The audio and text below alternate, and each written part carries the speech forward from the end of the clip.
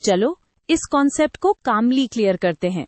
तुम पूछ रहे हो क्या बेसिक सोल्यूशन में भी H+ आयंस होते हैं, और अगर होते हैं तो फिर सोल्यूशन बेसिक कैसे होता है? यही की पॉइंट है, H+ का प्रेजेंस।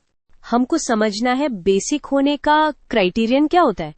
सबसे पहले वाटर खुद थोड़ा सा आयोनाइज होता रहता है, मतलब प्योर वाटर में भी थोड़ी क्वांटिटी में H+ और OH- बनते रहते हैं। इसलिए एक्वियस सॉल्यूशंस में जनरली दोनों आयंस का प्रेजेंस होता है। अब इम्पॉर्टेंट आइडिया है कि एसिड या बेस का लेबल प्रेजेंस से डिसाइड नहीं होता, बैलेंस से डिसाइड होता है। क्वेश्चन ये होना चाहिए, किस आयन का अमाउंट ज्यादा है? बेसिक सॉल्यूशन का मतलब होता है OH- का कॉन्सेंट्रेशन H+ से ज्यादा।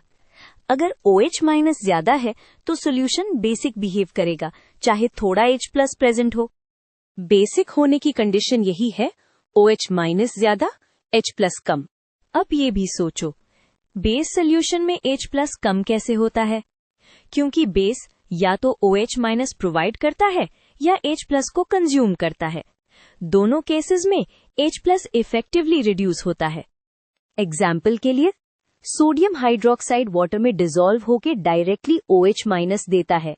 इस एक्स्ट्रा OH- की वजह से बैलेंस बेसिक साइड पे चला जाता है। और फिर जो H+ प्रेजेंट होता है वो OH- के साथ रिएक्ट करके वाटर बना देता है। इससे H+ और भी कम हो जाता है और सोल्यूशन क्लियरली बेसिक बिहेव करता है। इसी आइडिया को pH लैंग्वेज में बोलो तो pH H+ के अमाउंट से लिंक्ड होता है।